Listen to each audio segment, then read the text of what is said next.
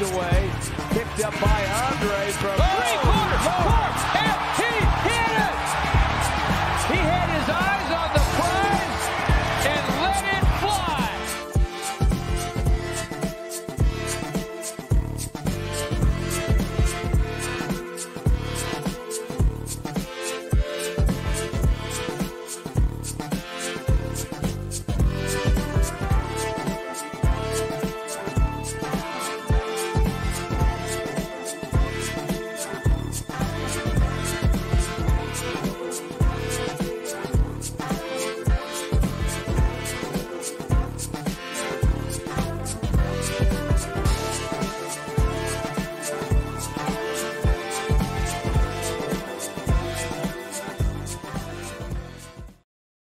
Hey, what's going on, all you Tanimals? It is another edition of the Tanndemonium Sports Show, broadcasting live on the Vendetta Sports Media Twitch channel, twitch.tv/Vendetta Sports Media. With you as always, 6:30 p.m. Eastern Standard, every Tuesday evening. And joining me as always, the man, the myth, the legend, Jeff.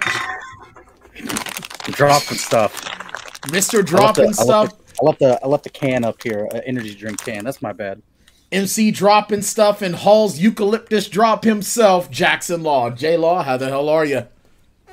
Doing good, man. Having yourself a little sicky poo? Dropping cans and dropping hammers tonight. That's the motto. Fair enough. And of course, joining us as I guess we're going to a format now. This is a format that Trey seems to be a big fan of, so I'm just going with it. We've got our rotating special guest, and of course, joining us tonight, we got Krieg's Corner himself, Adam Krieger. Kriegs, how the hell are you? It's been a minute. It's been a minute. Thanks for having me on. I'm excited. It's been too long for me, honestly. Way too long. I love the fact, shout out to Joe Compton. He's already coming out with shots fired saying that he was here before the show even started. So, and I have to say too, and it's kind of funny to me, Krieger goes, yeah, I'm very excited. Very. I know. Very excited. I get that all the time. Low energy. The excitement level is high. I could just picture Krieger as a little kid at Christmas and all the kids. You've got siblings, right, Krieg? Yeah, I got a little sister. All right, your little sister's all super squealing and excited for Christmas. And they're like, Adam, are you ready for Christmas? Yes. Yes, I am. See, that's how 6-year-old Adam Krieger talks in my head. Yes, I'm ready for Christmas. Yes. I love it. Let's jump in, because, and as much as I'm sort of getting frustrated with the NFL and a lot of things, but they're the hot button right now we're going to talk about. And I'm actually kind of excited that we're going to have spring football. We'll talk about that in a few minutes as well. From his kidnapped location. Who is this person? That's Joe Compton. Joe Compton from Go Indy Now. Joe Compton is the reason why we're using StreamYard, actually. So you want to throw hands, or we? No, you don't want to. You don't want to throw hands with a Marine. Oh, that's for sure. All right, I'm not on that. But I'm gonna jump right into the hot. I'm gonna jump into the hot button, because we've been talking about Brian Flores a lot over the last couple of weeks. I've been throwing a lot of heat at the NFL and at the Miami Dolphins, at the Houston Texans, and the New York Giants over Jackson Law's buddy boy Brian Flores. Especially when this lawsuit came about. But now, and he even said in his lawsuit, I'm prepared to not do what I love to do, which is coach at the NFL level. But it seems that Brian Flores' unemployment in the NFL didn't last as long as any of us thought, because the Pittsburgh Steelers have hired him as a senior defensive assistant / linebackers coach. Now, when I heard this news, guys, I was pretty excited, because it's like, Brian Flores, this guy's a defensive mastermind. I mean, we saw what he did in New England when they held the high-powered Rams offense to 13 points in the Super Bowl. Granted, Jared Goff was the quarterback, but still, even with Jared Goff as their quarterback, that Rams offense was high-powered even then. And then, of course, Jackson Law's Miami Dolphins, their defense went from joke to serious in a season. And then another season, they're among the elite defenses in the NFL.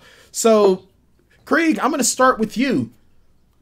Do you think this is a good hire? What are your thoughts on this Brian Flores getting a job in Mike Tomlin's cabinet?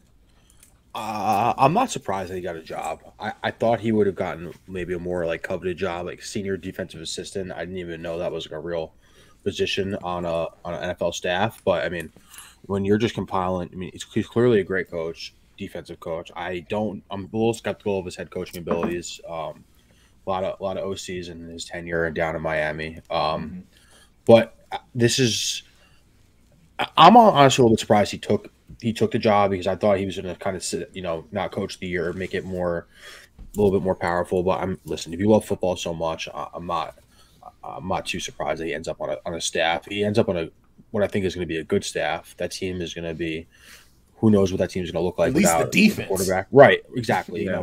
You're working with he's got some studs on that side of the ball.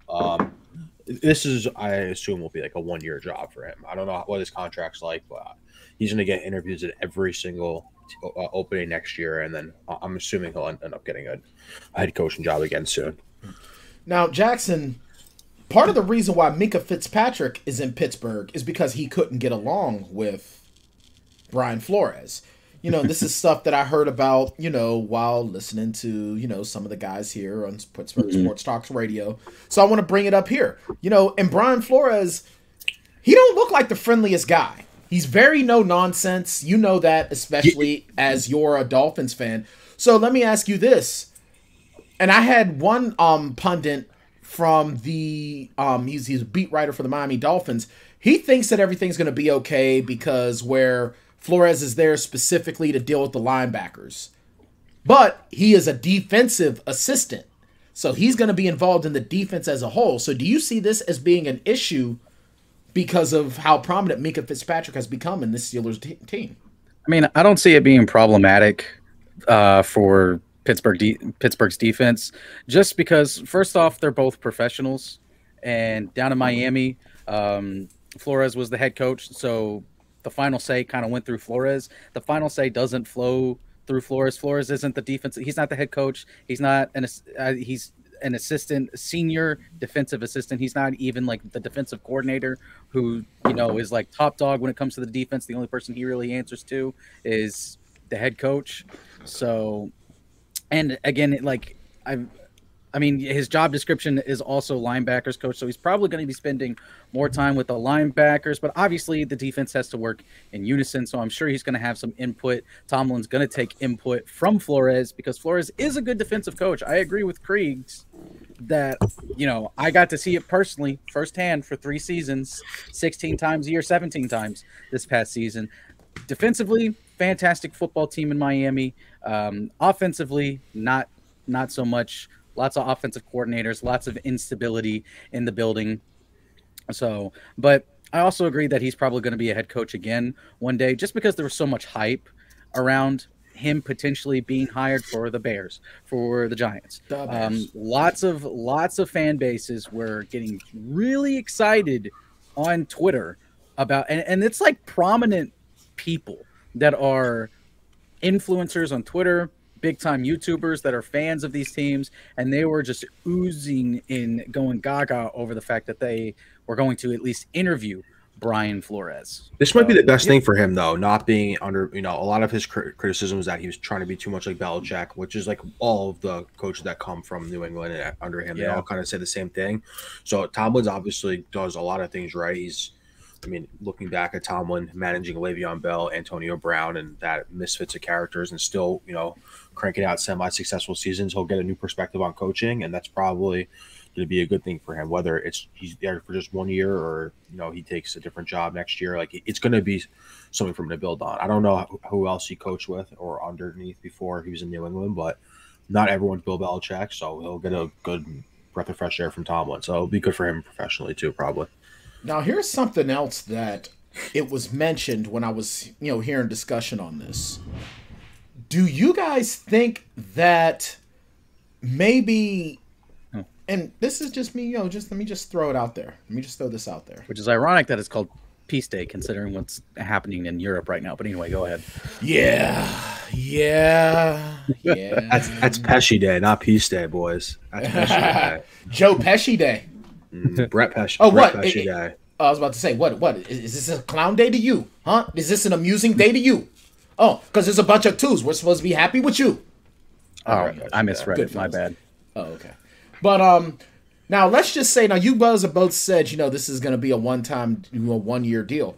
What if this is a multi-year deal with the potential of, because remember, the Steelers hire from within. What if Brian Flores sticks around a while? And then maybe Tomlin decides, I've been doing this now over 15 years. I'm coming to a point where maybe I'm ready to step back. And now maybe you've got your future head coach already in the organization. Because Terrell Austin came in and, he was a breath of fresh air for the Steelers defense a couple of years ago. Now he's been upgraded to defensive coordinator, which, again, another big breath of fresh air because Tomlin's having to make all the defensive calls. But, Tomlin is 15 years with one team is an awful long time. The only other coach that has been with a team anywhere near as long is Bill Belichick. Do you guys think maybe, just maybe, this is Flores sort of maybe being an heir apparent to Tomlin? I'll let you go first, Jackson. I don't know. I mean, obviously anything can happen. I can't say 100% yes, 100% no. I don't know what's going on behind closed doors in the meetings. I don't know what's in the thought process or what was really promised to Flores about his path through the organization. I think just more, if anything, is just a job for him to take.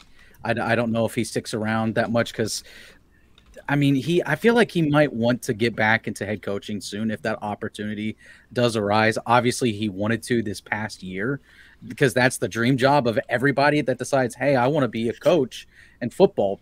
No one wants to be a coordinator for their entire lives, although some people can't make it as a head coach because they're just not good head coaches, but they're pretty good coordinators, which I think that might be Flores' case. I could be wrong. Bill Belichick had a terrible stint with the Browns and then all of a sudden has done what he's done with the Patriots. So that happens sometimes. Yeah. But he'll get another job. I fully believe he will get another job. It's hard, despite everything that came out of Miami, it's hard to see him not getting a job, especially when they ripped off as many wins as they did and had back-to-back winning seasons. Even though they missed the playoffs in those 2 winning seasons, they were still back-to-back winning seasons with a not-so-great roster and having as good of a defense as he did, where the names just weren't really there. They weren't recognizable names. It's not like the Rams defense. Except for Xavier Howard. Yeah, Xavier Howard and, Javon Holland now is, I think, personally starting to get up there. I think he'll take a big leap in his second year. But really, everywhere else across the defense, if you're outside of the Miami fandom, you have absolutely no idea who those guys are. Right. All right, let's move on a little bit. Let's stay in the AFC North for a minute. Jarvis Landry. He said that he'd like to stick around in Cleveland, but he thinks that he could help win a championship elsewhere, kind of like his buddy OBJ, who I was bawling for this guy during the Super Bowl. Like, oh my! And you want to talk about an offense sputtering, grinding to a halt.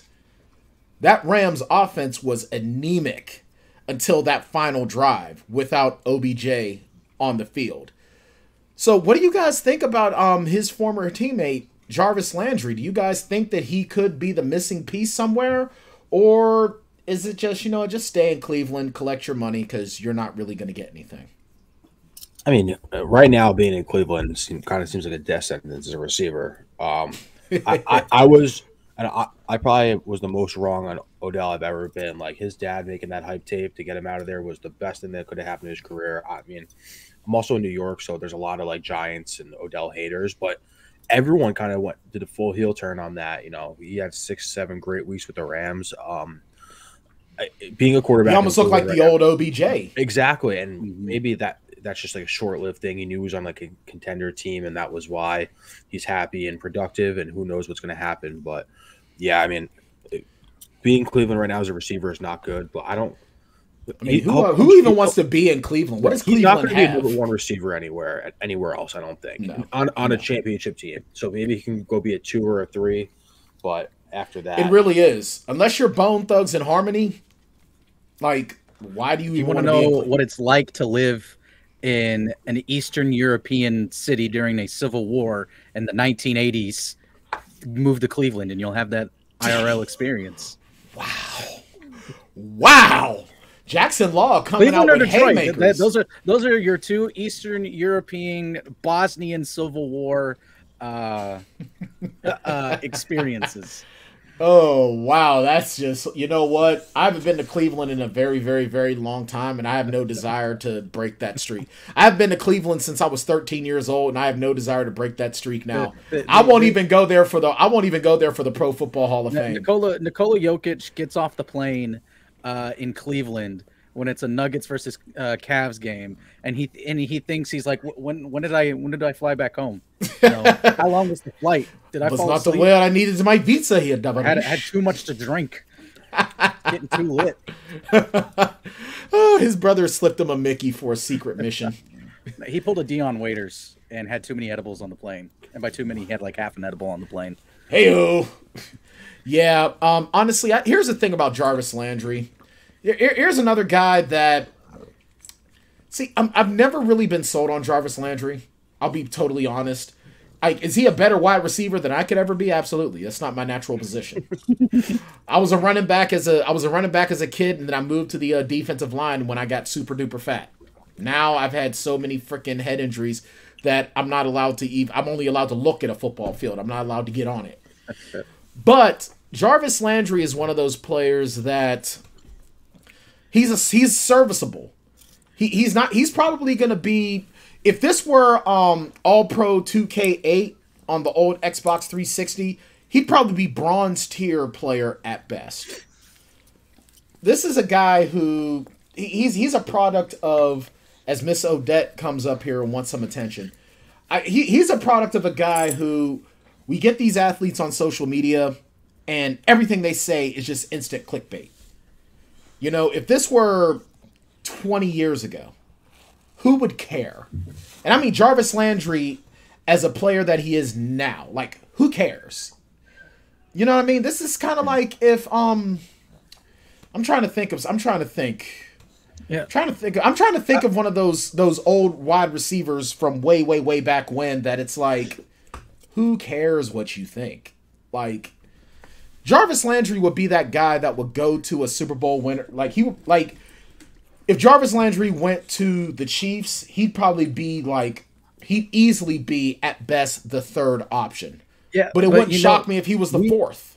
We thought that about OBJ too. Like, I'm right there with Kriegs, and a lot of people thought that OBJ was done. Yeah, but Jarvis Landry didn't have that much pedigree on him anyway. He came in, because when he came to Los Angeles, everyone's like, oh, he's going to be wide receiver 3 because they've got Cooper Kupp and Robert Woods. Robert Woods goes down, he becomes the de facto 2, and then in the Super Bowl, he was looking like wide receiver 1 out there because the Bengals were doubling Cooper Kupp, and so OBJ probably could have gotten Super Bowl MVP at the rate that he was moving on. I will climb that cliff and die on it that Aaron Donald is the MVP. I will climb that cliff. I will put up a flag. I will make myself a little tent, and I will die there. He was definitely the most important player in the Super Bowl. I mean, it was hard to give it to anyone but Kupp because of. I get it. If Cooper Kupp doesn't show up, right. If he doesn't show up, they don't win, obviously. But I mean, you look at Aaron Donald; he was completely invisible that first half. Second half, dominance incarnate. It was like seeing Reggie White on the field again. So that's why, you know what, I would even be okay with co-MVPs. I think he got the MVP just because of the season he had, and he could have been like an MVP, and it's kind of like the icing on the cake. You know, we're never going to see a receiver get a triple crown again, and he didn't. Yeah, that's true. So it's kind of And listen, I don't know if this is true. I heard a rumor that all MVP picks have to be submitted by the 2-minute warning of the fourth quarter. So the last 2 minutes of the game don't count for that. If that's true, we need to fix the MVP voting system because it probably would have got the Donald then. Yeah, but I agree. If that's true, I don't know. But the whole point to sort of push back on Jackson, though, Jarvis Landry didn't have nowhere near the pedigree behind his name that Odell Beckham had. Jarvis Landry wasn't doing anywhere near the things that Odell Beckham did. That's not to say that Jarvis Landry was not a decent or serviceable wide receiver. He absolutely was. But I'm sorry, Odell Beckham compared to Jarvis Landry, that's like comparing that's like comparing Michael Jordan to like BJ Armstrong. It's just not fair. But last year you wouldn't have said that. Last year no one said that. No. But the thing is, though, is that Odell Beckham was being held to the standard that he set when he was in New York. Jarvis Landry, like, who's expecting superhuman stats out of Jarvis Landry? Nobody. Now, is that because he's never had a real good quarterback thrown to him? He spent years down in Miami, then comes to Cleveland as a free agent. So he's had no real quarterback to throw to him. So maybe he is a lot better than I think he is. Maybe. My whole thing is, though, is that as we're looking at it now from a body of work, I mean, it's a pro athlete who has a platform that people follow that's saying stuff, and it's not that big of a deal. Like, I'm pretty sure that Cleveland, if he wasn't there, I don't think anybody would notice. Just because Cleveland gets to a point. This is typical with the Cleveland Browns as a whole. They get all hyped up and then they fall on their face. And they don't just trip and fall on their face. This is straight up TikTok video, face plant, busted front two chompers, blood gushing, fall on their face. That's why when I say that they wouldn't even notice that he's not there, I'm not saying that he's a terrible player and they wouldn't notice him there. I'm saying that they wouldn't notice because the team is just going to fall apart anyway.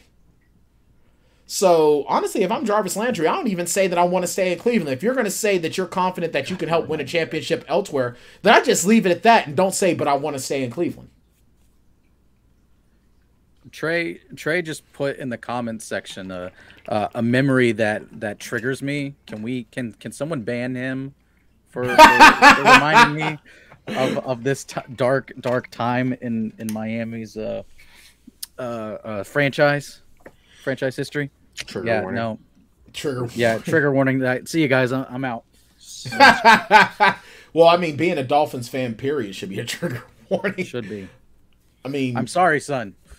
The only thing that's worse is being a Jaguars fan. Jets, Giants. Jets, Giants. There's a lot of bad. Well, Giants at least have 2 Super Bowls in the past 2 Dolphins decades. the last 2-3 years have been at least contenders to make the playoffs. I haven't sniffed the playoffs since Mark Sanchez. Yeah. All right, so Jaguars and Jets. Jaguars and Jets. At least the Jaguars have Trevor Lawrence. They have some hope. I don't know. I would have, if I were a Jaguars fan, I'd have zero hope, and here's why. The fact that you had probably the most popular guy in the entire city limits of Jacksonville basically get passed over because he was straight up and said, look, I don't want to work with this toxic POS that's in the front office. Get rid of him. Let's bring someone in that's going to make this work. And Shad Khan's just like, no, I like this guy. If I'm a Jaguars fan, matter of fact, I'm going to say it right now. I'm going to go on record. Courtney, put this in the record. The Jets go to the playoffs before the Jaguars do. Matter of fact, the Jets have a winning season. Not even just playoffs. The Jets will have a winning season before the Jaguars will, because you don't need a winning season. Don't mean you're going to the playoffs. Clip it and ship it. I hope you're right, but I don't know. And I'm talking real life. I'm not talking my Madden 22 where my character got drafted by the Jets and now I'm breaking records because I'm just so great. All right, let's take a break because we're right up against it. Let's take a quick break here on the Tanndemonium Sports Show. We're joined here by Krieg's Corner himself, Adam Krieger. We're going to talk. Trey Daubert has a bit of a bone to pick with the NFL, and he thinks that the draft prospects should boycott the combine. Now, I'm all for boycotting the combine. I've referred to the combine as a meat market for years, but Trey has another reason that he wants to see that happen. So we're gonna be back here on the Tanndemonium Sports Show. We're broadcasting live on the Vendetta Sports Media Twitch channel, twitch.tv/Vendetta Sports Media. You can catch us here live every Tuesday evening, 6:30 p.m. Eastern.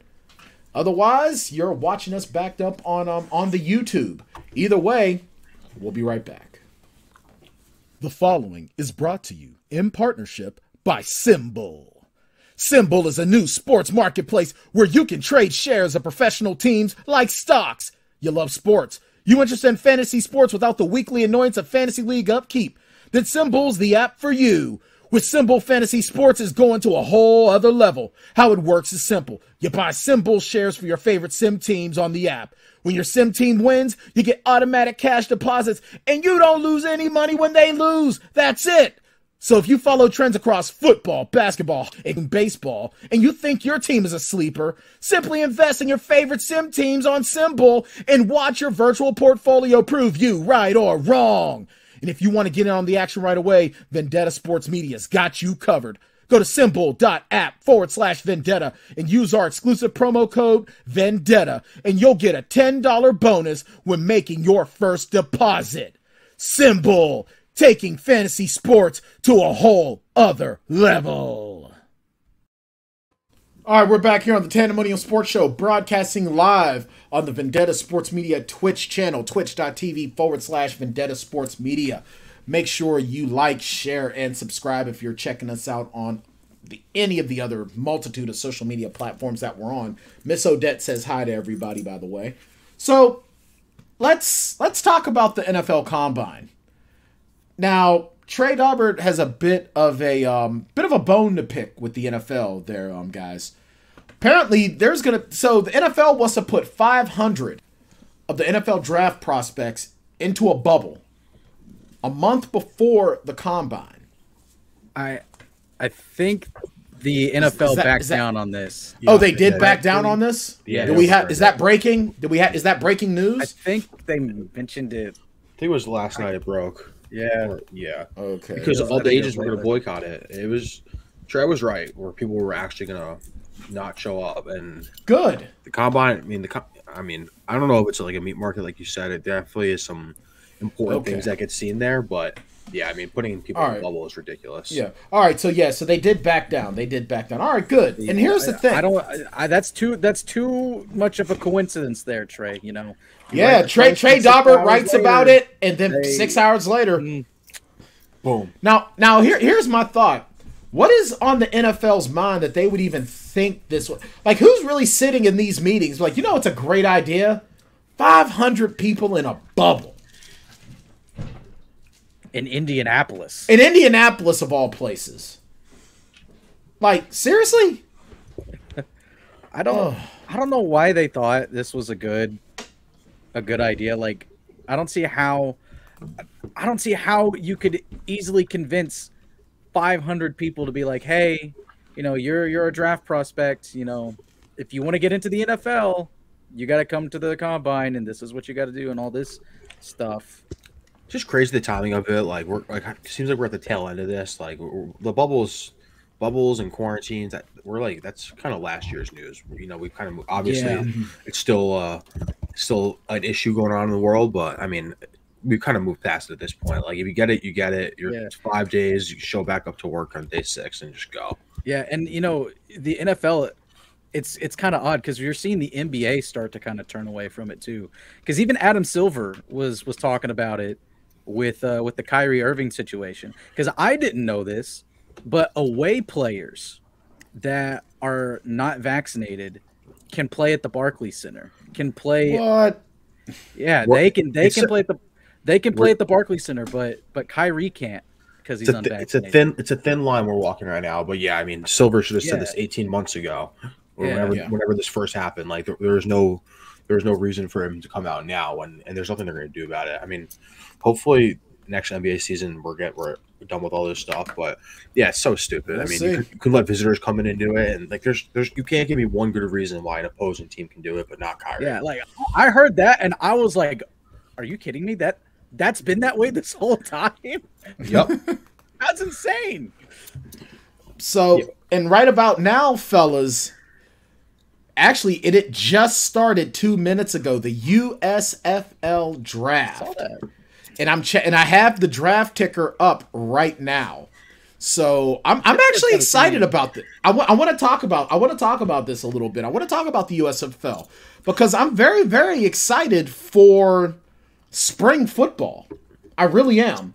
Now the XFL, I think the XFL are officially partnered with the NFL. Yeah, I believe it is. They signed a partnership with the NFL, where the NFL is kind of going to use the XFL as a testing grounds for rule changes, player protections, a bunch of other stuff.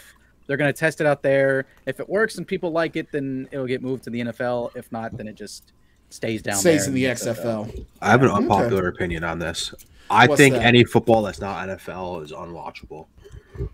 It's just like we keep the NFL. Give me the Sundays in the fall and the winter. I'm out on spring football. I'm out on it all. I just think that the NFL is such a far superior product to any other football league we're going to put out there. Like, unless you're getting pro guys playing in the XFL or the spring league, I'm out on it because the best players are the NFL.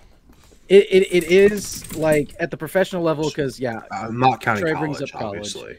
But that's in the fall. It's like I think of it like it's the same time is like you have countries that are much smaller than the United States. So like take the UK for instance, they have like 3 or 4 professional levels of soccer, and they seem to do pretty well. And the XFL before COVID happened, the numbers that was the UK. Okay. The XFL was if I remember correctly was pulling decent numbers and the XFL was doing great. The XFL was doing amazing. I remember pulled great numbers for 1 week. The Alliance. No, they were doing really, really well. The XFL was doing really, really well. It was successful, and then COVID destroyed it. Now the AAF, the issue with the AAF was that it ran out of money. They ran out of money. It was terrible business decisions. It was poorly ran from the start. And hey, I'm thankful for it because that's the one time Memphis has had a professional football team in my memory. And I got to see Money Manziel IRL play 2 drives, gets knocked in the head with a concussion. Last time I saw him, he was eating barbecue nachos on the sidelines in his blue jeans next to the tunnel. That is Jackson's favorite sports story right there. It's great, dude. It's great. It's up there with the bumping shoulders with Nolan Ryan story.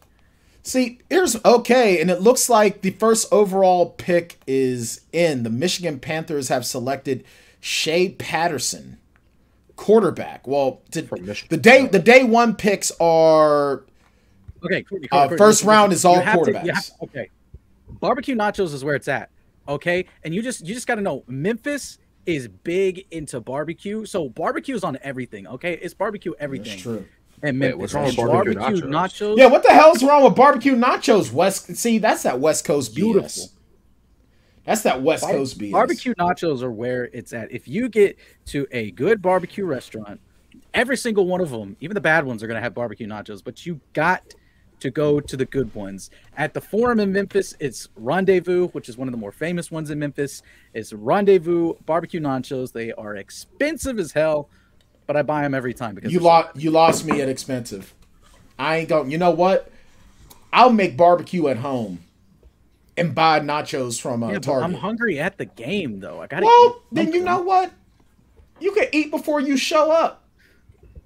Nah, well, see, I wouldn't have the cheese on. I'd have my own. See, that's why I make my stuff at home. But so Trey is not happy with the Shea Patterson as the first pick of the USFL. Now here's the day 1. First round is all quarterbacks. So every team is going to be picking a quarterback. Second rounds 2 through 4 are supposed to be edge rushers and defensive ends. Rounds 5 through 7, this is still day 1, are offensive tackles. Rounds 8 through 11, cornerbacks. Round 12 is quarterbacks. So day 1, running backs aren't even being picked. Running backs don't get picked until rounds 27 and 28, day 2. So for you Trent Richardson fans, you're not going to hear his name called till like tomorrow. Those people exist though, Trent Richardson fans. You know what? He was pretty good with the Birmingham Iron. Yeah, He was a leading touchdown guy in the AAF. But that's exactly my point. Like the first overall pick is Shea Patterson. Like no buzz on that. I'm out. I'll watch the NFL. Shea Patterson. Like, come on. Shea Patterson, University of Michigan, and obviously not good enough to be in the NFL. We also have like good stories about what's his name, PJ Walker with the Carolina Panthers was in the XFL, and Tyler Heineke was in either the XFL or the AAF. I can't remember. And the dude's been balling in Washington. One of the two. Now Shea Patterson, I kind of feel bad for Shea. I feel bad for that. It's like, yeah, you're our top pick, friend. The number 1 overall pick in the new USFL. Like, is that an honor, or is that something where it's like, yay, thanks, at least I got a job now? The first draft pick of the NBA. So one guy says at T_Dylinsky says, win some, lose most. At Beechin_ says, prove them wrong or prove them right. These are the tweets under the Michigan Panthers' first pick. At Mr. Cold-Blooded, GHO. Did they pick him just because he's Michigan? Is that why the Michigan connection? It must be. Like, it must be. They're just trying to get all the Michigan Wolverine fans like in the stands. That's what it kind of feels like to me, maybe. I think the second overall pick for the Michigan team is probably going to be being the guy who creates mock drafts for this league. Yeah, probably. All right. Trey That's said so this messed up. New goal: get Trey into the USFL. # get Trey the USFL. Shea Patterson. And I would watch it. I'd watch a game. Let's get it trending. Let's get it going. But I mean, come on. He was on the practice squad of the Chiefs. Whoop. Yeah, that's not sad. Hey, I tried for you, Shay. I tried. Oh man, we'll see who Pittsburgh picks up. You've got a Pittsburgh Maulers. You know what? It wouldn't shock me if they picked Duck Hodges, because he's in the draft pool. Is he really? That would be hilarious. I think what's hilarious is that did he ever start his duck hunting podcast that he was supposed to do before he signed on with the Pittsburgh? I don't know, man. Duck Hodges is he's a weird cat. Matter of fact, I heard someone saying on the radio today when they were talking about Mason Rudolph, he was like, "Oh, he's 5-4-1 as a starter," and it's like, yeah, but he got benched for a guy who's not even in the league anymore, that's doing a duck hunting podcast. That's probably, if he doesn't get drafted by the USFL, he's probably going to end up in the XFL, and if not, in the remnants of the Arena Football League. So, you know what? If Mason Rudolph, yeah, it's probably on the Ocho with Pepper Brooks is one of the commentators. Like, I don't know. Like, I guarantee you though that if Mason Rudolph would probably be the number 1 pick in the USFL, he'd probably ball in the USFL. I don't know, either that or he'd go on OAN and be a commentator for OAN. Who knows? All right, so let's move on. All right, you know what? I'm not going to bore us with the US. I think we've talked enough about the USFL.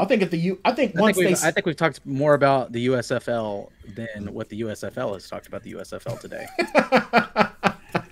Poor USFL. You know what though? I really want them to live stream the USFL draft. Oh my god. No, it's okay. I don't want to do that. But good. You know what though? I really hope they do well, because the USFL in the early mid 80s was actually real competition for the NFL, man. They poached guys from the NFL. Doug Williams was there for a while. Herschel, I've been hitting the head too often that I can't count, but now I'm a conservative front runner for office. Walker was there for a while. Is that his legal name? Should be. But I mean, who else was in the old USFL? Was it Steve Young was in the old USFL? So I mean, the old USFL was a pretty big deal. So I mean, maybe as a kid, I really want, I don't know.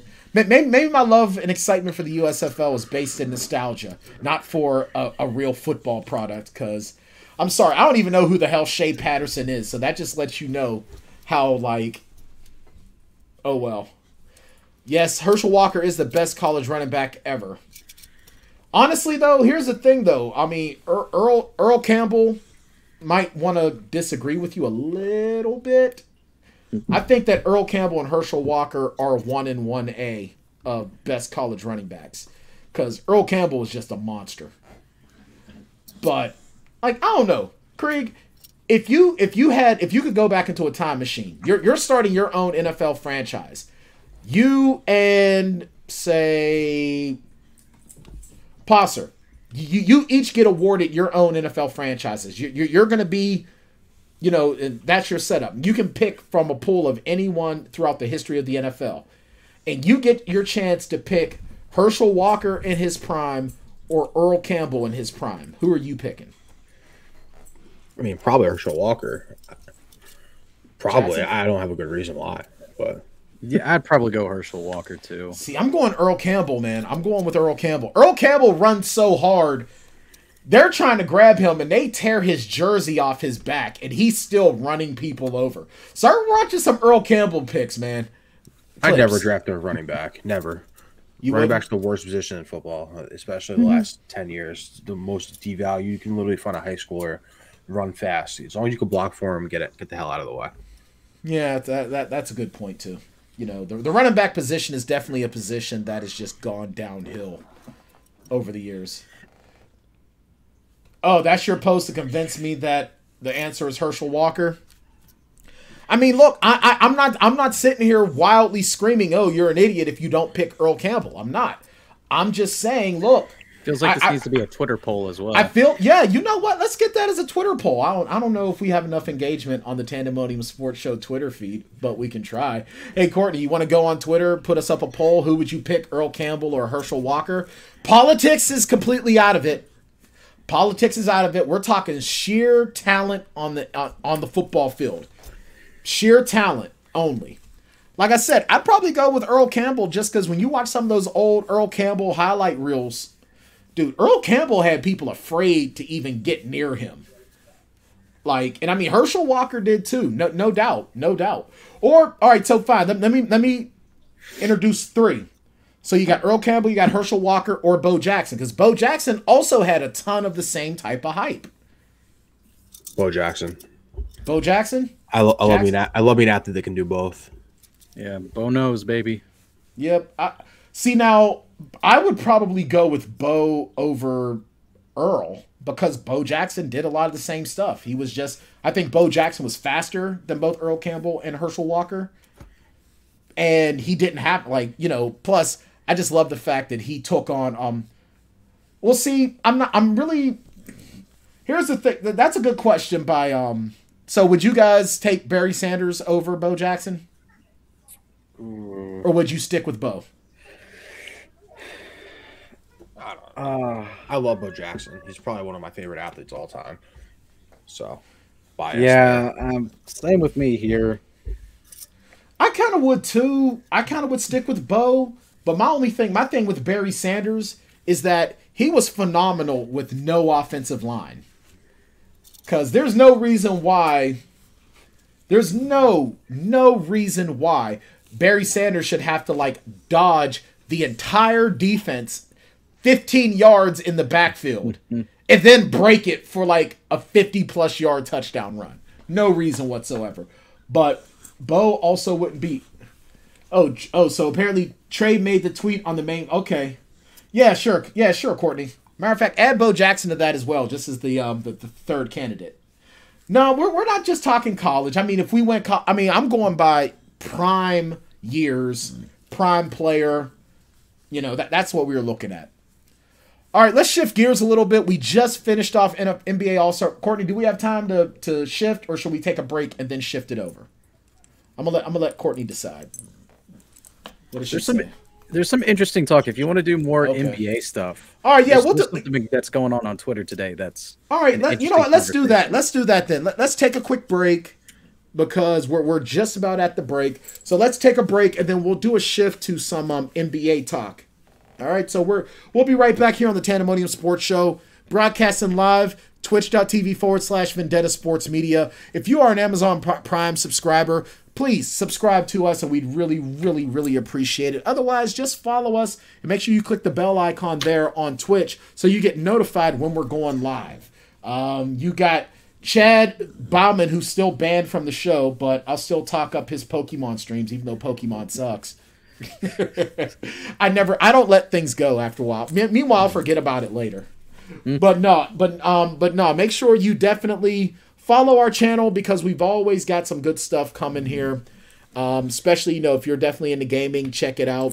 We're going to have a lot of great stuff coming in the next couple of months as well. So make sure you keep your eyes on that.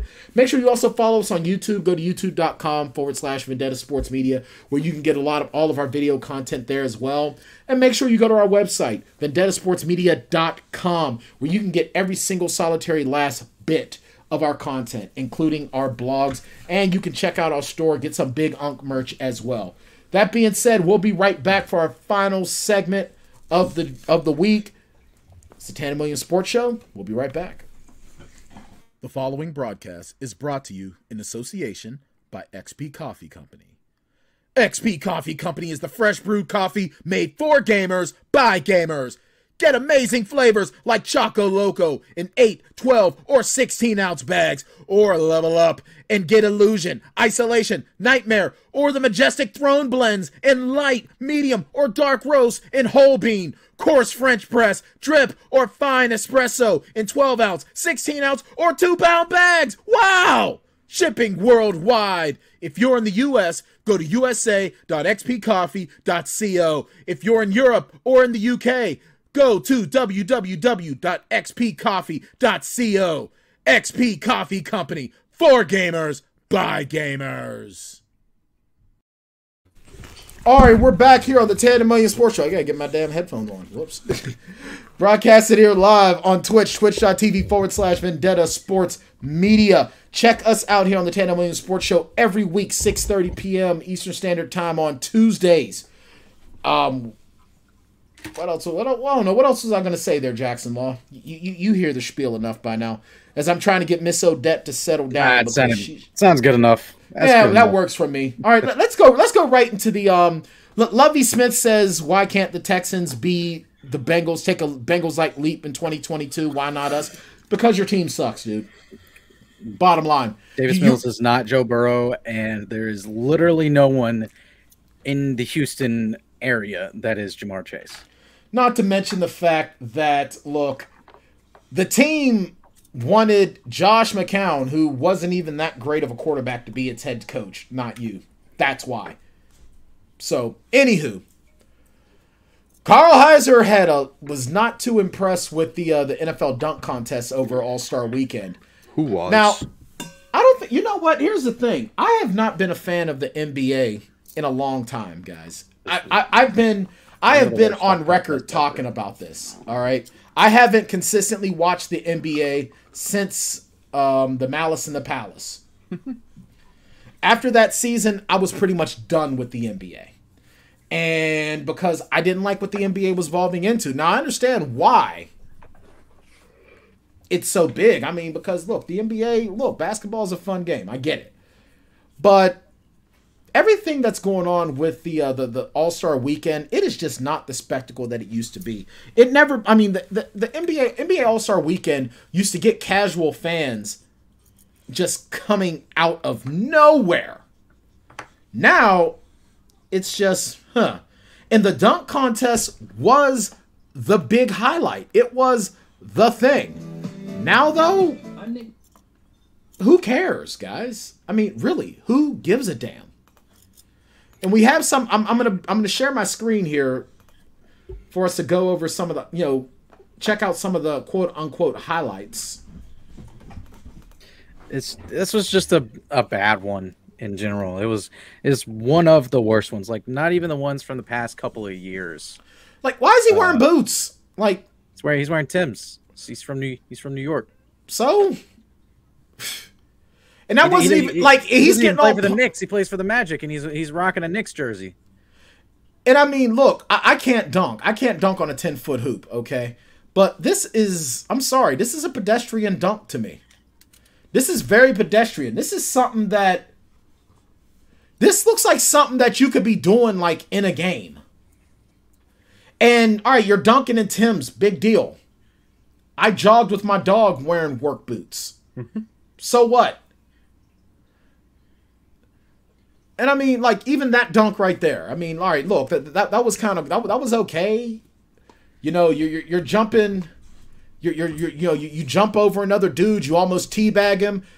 Like, if he didn't have to lower his head and he didn't have to like vault off of his shoulder like that, if he would have just totally cleared him, I would have been more impressed by that. Yeah, and you know it's a bad dunk contest when no one receives a 50. Not a single person received a 50. Not even the winner received a 50. Obi Toppin could have missed that dunk in one. See, now that wasn't a bad dunk. Toppin actually cleared him. He actually no, what was that? Now that just ruined it. I was just giving him love, and see that. Oh no, he clipped him. So never mind. That was still better than the other one. I mean, still going behind the back is pretty. Yeah, and that was still better. That was still better because he at least cleared the guy. He didn't have to use his shoulder to like vault off of him. Just overall in general, it was bad. Yeah, I mean, dunk contest hasn't been good since 2016, and even before that, it wasn't good. And dunk contest hasn't been good in my entire life. I'll put it out that way. Yeah, and I mean, and like this dunk here, like, why are you like he's getting all hyped? But again, honestly, the dunk contest has never been the same ever since Dwayne Wade was the judge, and he did not give Aaron Gordon a 10 on his final attempt when Aaron Gordon probably should have won that one against Zach LaVine.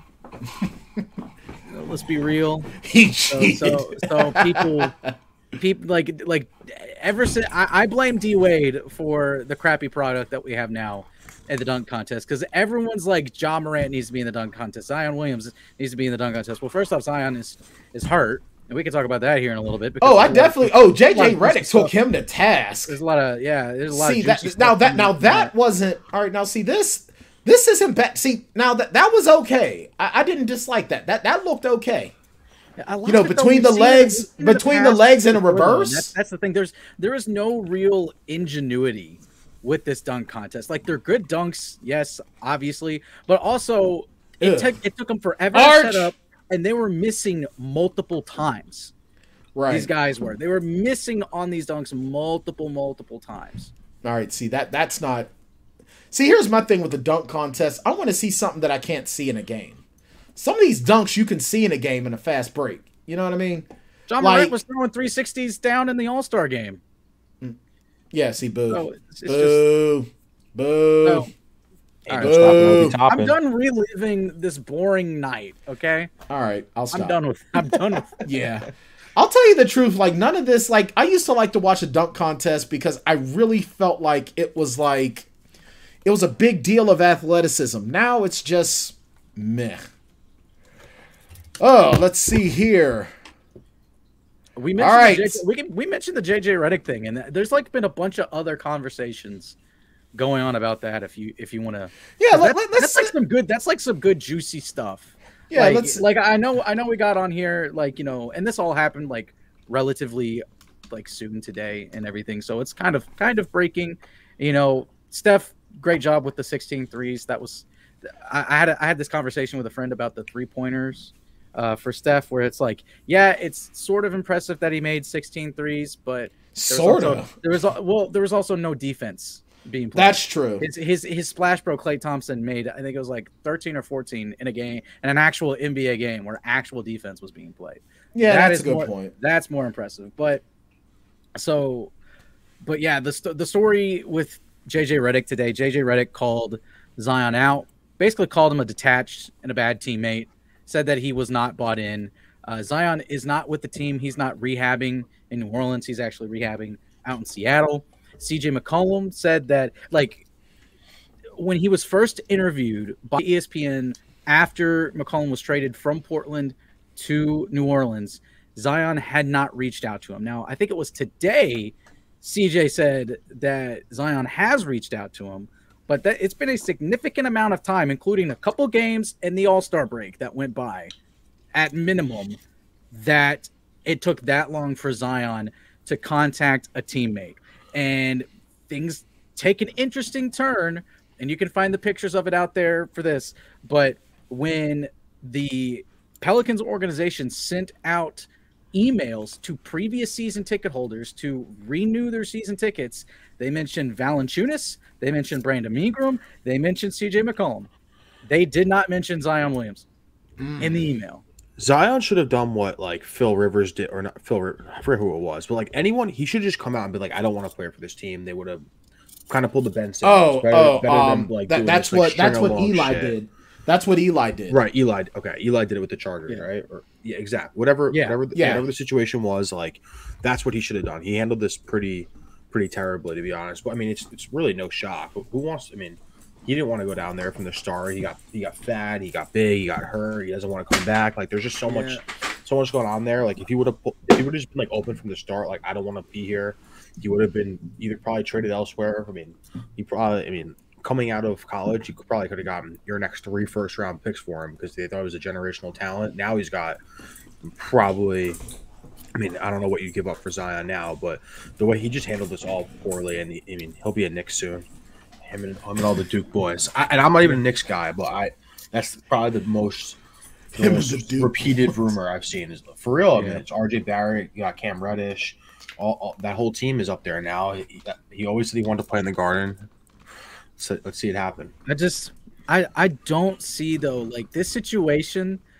I feel like, and this is kind of what I was talking about, where it's like delved into other conversations on Twitter, and these are real conversations that real people, including people with the little check mark beside their name, that think they're important because of the check mark beside their name, but they're not really, because it's social media. But also people that legitimately cover the NBA, and they are beat writers and everything have been talking about this. But the next CBA agreement, people are kind of predicting that there might be a lockout with the NBA because of the Zion Williamson and sort of also the Ben Simmons situation, where organizations are going to take a harder stance, where you have someone like Ben Simmons who they've guaranteed all this money to, and then Ben Simmons is just like, well, I don't want to play here anymore. And it's kind of hard to offload him. Obviously they did with getting James Harden and everything. Harden being hurt, should be coming back soon.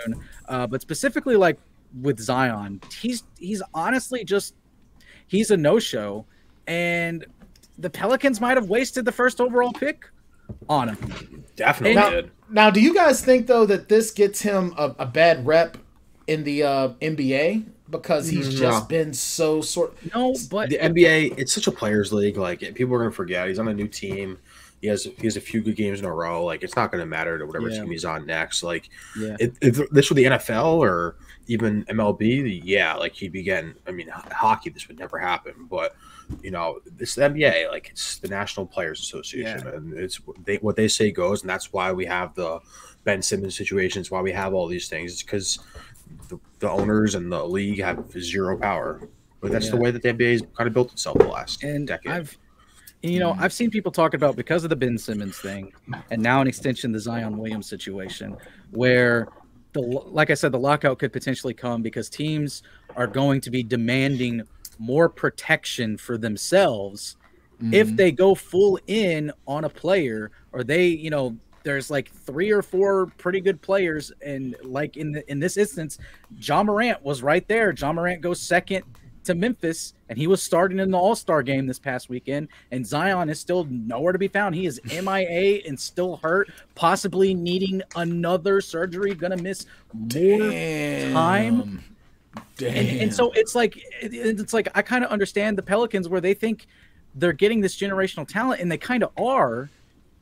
He's just kind of ghosting them, and I am smiling because I think the Grizzlies really did win the lottery with getting the second overall pick, because it was Zion mania, and then Ja Morant had that amazing explosion up to number 2. And so, yeah, obviously, and also screw the Pelicans, because all the Pelican fans were coming at us for the past 2 years because they're like, we got Zion, you guys suck. And it's like, well, you may not have Zion for much longer. Yeah, like, and at least our guy shows up. He may be dunking in the All-Star contest in a Knicks jersey and Tim's, but he's not covering up a Pelicans jersey. He's actually in a Knicks jersey. But the other aspect of this that I wanted to talk to you guys about, and I really don't agree with this 100% because I don't know what the alternative would be, but there are legitimately people on Twitter, and it's a loud minority that's starting to come up right now because of the Zion thing, that the NBA should abolish the draft. Ugh. Yeah, that's never going to happen. They talk about this for a while, I feel like, but it's just like, yeah, and it's like I looked it up on Twitter earlier, and there's like tweets from 2019 and 2020 that were coming up that were talking about it. So it looks like it's been a pretty old-ish discussion. But I think Kyrie started this. I think Kyrie started this a few years back, like comparing it to like some type of like inhumane type thing. But no, like who cares? Like that you can't get rid of the draft, or else what are you going to do? Like how are these players going to get in the league? They're all going to sign with one team. They're all going to, if that were the case, they're all going to go to the Lakers Cam Reddish, or the Clippers. Exactly, all would have signed with one team, and then you've they're either going to go to the Lakers, the Clippers, they're only going to go to like teams in like big markets. It's hard enough for small market teams to get free agents as it is. Like, who's the last massive free agent that signed with San Antonio? Who's the last massive free agent that signed with Memphis? I'll tell you who it was. It was Chandler freaking Parsons, and he made out like a thief in the night with some cash. Yeah, he did. But it's he did. Yeah, but it's like, who else? Even I know about that contract. Like, who have the Milwaukee Bucks signed? The Milwaukee Bucks don't have a championship. If they're not able to draft Giannis and Chris Middleton and then make the trade for Drew Holiday, they don't have that power, because who in their right mind is thinking, I'm gonna go to a small market team, I'm a superstar, I'm a top 5 player in the league, I'm going to Milwaukee. Yeah, like who is thinking that? I need some cheese in my colon. LeBron did it. The only reason why LeBron did it is he's from Ohio, and because he wanted to add. He wanted to go home. Wait, did you know that he's an all-star now for Cleveland? Because he said Cleveland's so lucky to have Jared Allen, the other guy, and me as the all-stars. He's the most delusional person on earth. Yeah, did you see where he's also not ruling out a second return, a third stint with Cleveland? What? Whoever drafts Bronny. I think we missed it. The biggest story for me from the All-Star weekend, there were two, is Michael Jordan's still a G and will fight anyone at any given second. That comment he made to Magic was very funny. And the second thing is how much Kevin Garnett still hates Ray Allen. That was another all-time clip. That team hates each other. That's gonna be hilarious. That's one of the best gifts. Exactly. That's like the best part about the All-Star weekend was the basketball aside, because it sucked. It was literally the players interacting with each other and Kevin Garnett having his chin up, not even looking at Ray Allen in the face. So funny. Yeah, and Courtney. Well, and that's the thing that LeBron. Here's the thing about LeBron. You can say Jordan has main character syndrome, but the thing is with Jordan has always been a competitor, and he has never hidden that. He has never said that he was anything but. And that's why Jordan got in Magic's face the way he did. Jordan don't care. But LeBron tries to act like he's so much more. But that's just who he is. He's just, I don't know. Like, honestly, as good as LeBron is, I'll still take Jordan over him every single day of the week, twice on Sunday and 5 times on leap year. I'll always take Jordan over LeBron, forever and for always. And I'll tell you the truth, though. Everyone is just so enamored with, what's LeBron? Oh, my last year, I'm going to play with my son. Dude, who cares? Like, really, who cares? Who's to say your kid's even going to be good enough to get into the league? He'll get in because of LeBron. And I mentioned this, and I feel bad for Bronny because he's going to get into the league because of LeBron. Yeah, he's only going to get in the league because of his dad. He's going to be judged based on LeBron, so he's not getting in on his own merit, and he's not going to be judged as an individual basketball player. Dude, he's set up for the most failure out of anyone. He really is. Name, like, and his dad being like, "Oh, wherever Bronny goes, I'm going to go." Well, Bronny's going to play 1 year with him. Bronny's going to be like the sixth man, probably, if that. Exactly. And then LeBron's going to leave, retire, because he's going to be God knows how old. And then the team's like, you know, the rest of their future is built around Bronny, and Bronny ain't going to be able to handle it, right? Yeah, that's just like Walter. That's just like Jared Payton, Walter Payton's son. They tried to put him up as like the next great running back. He was horrible. The only team that has the room and the picks to do it is OKC. Convince me otherwise. OKC's got 100 picks from now till the end of time, and they really all their money is just going to be tied into Shea. That's about it. The only second generation like of main sports star that was able to live up to and surpass his father in their sport was Ken Griffey Jr. Yeah, that's it. Yeah. And I'm sorry, Bronny. I don't see little Bronny being able to do it. I mean, he couldn't even be. They couldn't even have his name in Space Jam 2. They had to give him other names. I will raise you Del Curry and Steph Curry. Yeah, but they never had the chance to play together. They never had a chance to play together. No, but just Steph Curry has easily surpassed his dad. Yeah, but easily. Del Curry was a shooter back in the day, though. He was hot. Del Curry was on point with his shoot game. Absolutely. Gary Payton. Yeah.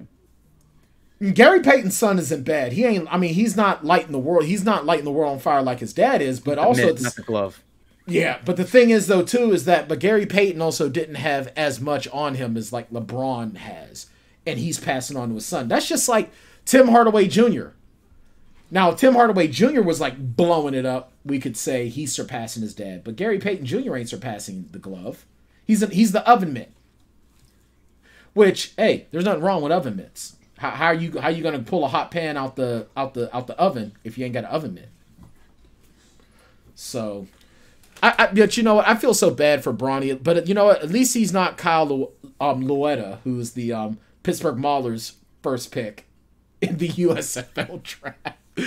Look, I got to go back to it because I just think it's hilarious. I want to hear Trey flip out in the comments.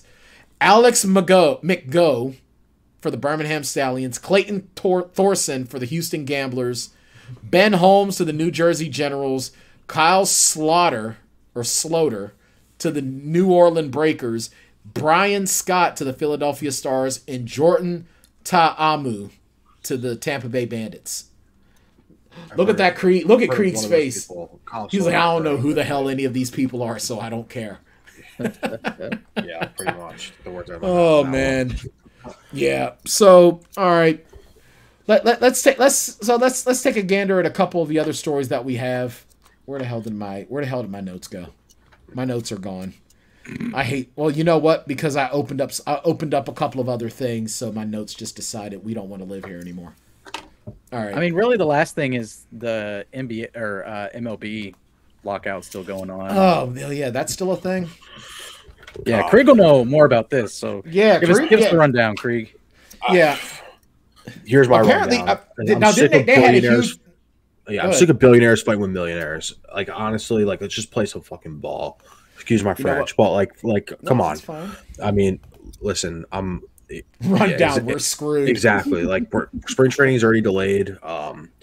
You know, at least they're meeting for more than 10 minutes at a time. Like my issue with both sides is that no one really gave a fuck because they were having these meetings for 15, 20 minutes. Like, all right, I disagree, you disagree. All right, we'll call it a day. Like the best news that came out today was that they're meeting every day until the deadline on the 28th. But I mean, like at the end of the day, so they're given 6 more days.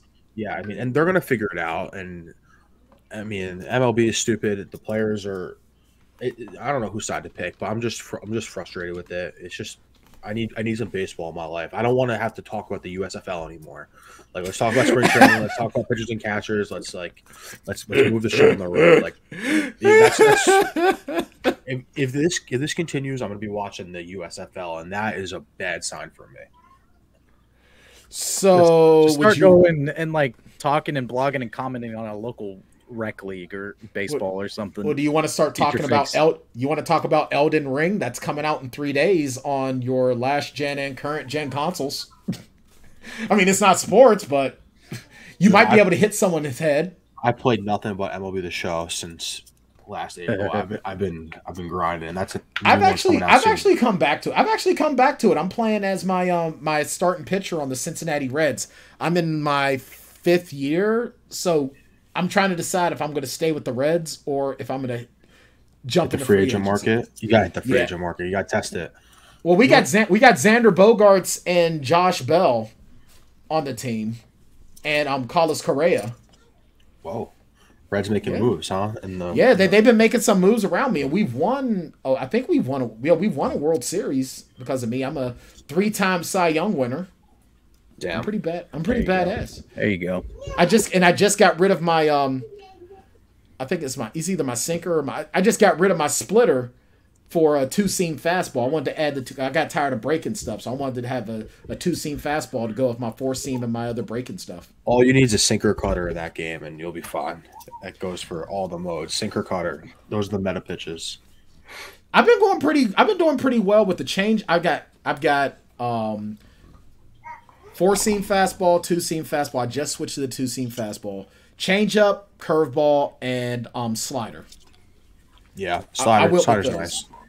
Oh yeah, especially when you're facing a same-handed pitcher, just throw that just barely, like have it paint the line. You'll get that call on a no offer 7 times out of 10 easily. Yeah. Wow, that's the most baseball we've talked on this show in a year. That's why you hit me up. Baseball and wrestling. That's it. There we go. Oh yeah, and finally, before we close out, Krieg, you brought this to our attention. There's a wrestler. He's in the 106-pound weight division. Do we have this? Is insane. Yeah. Can we? Matter of fact, let me see if I can pull that video up again. He won the 106-pound Virginia State Championship the other day. His name is Adonis Lattimore. Looks like an Adonis too.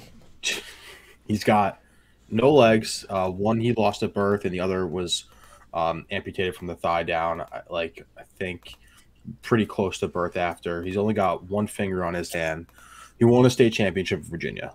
Now, if you're familiar with wrestling, you know that you got to defend your legs. I wrestled in high school. I know. I know you are. But anyone else, you got to be able to defend your legs. And if you can, there is a hot debate in the wrestling streets right now whether this is an advantage or a disadvantage. It's crazy. Yeah, pretty awesome. Yeah, this is crazy. Dude, even his upper body looks bigger than the other dude. Like, his upper body is bigger. Yeah, I mean, he's probably cut weight to make 106. Apparently, each leg is about 17% of your body weight. So, that's easily. That's 34% of your body he's missing. Ooh, I see your elder ring right there. Yeah. We don't need to see no elder. I'm so on the fence if I even want to pre-order it. I kind of want to see what people are saying about it first, because I wasn't a big fan of Dark Souls. Although, to be fair, I couldn't really get that deep into Dark Souls because it was so ungodly hard the first 2 minutes, and I was like, all right, I'm done. It's tough. I've only ever beaten the third one. It was the only one I've ever played, and I was like, never again. I got so irritated with the first one. I got so irritated with the first one, I was just like, you know what, I'm out. So I don't know how I feel about Elden Ring. But with him having no legs, my whole thing is that, I mean, I get, as a wrestler, you got to defend your legs, and defending your legs is a big part of the game. But I mean, to be able to, I mean, it does put him at a disadvantage where if you've got to go down in the referee's position, usually in that position when they're down on their hands and knees, you've got one leg up against their side to keep them in place, and another knee at their tailbone with an arm around their waist and a hand on their elbow. So he doesn't have legs to make that position. It's not even a dominant position for him because he doesn't have the legs for it. He probably never chooses bottom, but it's obviously an amazing accomplishment to win a state championship at any level. No matter what weight class you are, it's tough. Even in Virginia, they got good wrestling down there. So that's not – it's just it's obviously crazy impressive. Anthony Robles won the national championship from Arizona State probably about 10 years ago now with one leg, and even people were debating back then if that was an advantage or disadvantage. But at the end of the day, like it's tough.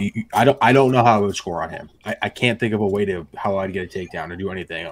And that's what I would probably and he's do. So strong too. Like he's obviously he is really strong. If he had his legs, he'd probably be 145, 152, one of those weight classes. And you're being kind. I would have him closer to 175. Even better. And now you've got a 106-pound freshman wrestling him who's getting snapped down to his face every time he puts his hands on his neck. Like you're in a tricky situation. Obviously, I'm not taking anything away from him. I wish I could have won a state title at any level, but right. What I would do if I had to wrestle him, because he's going to shoot at your legs, right? I would honestly, what I'd probably do is I would sprawl out, take position on his back, and then just start work on rolling him over. Stay away, keep him on the he's already on the ground, but get him into a prone position.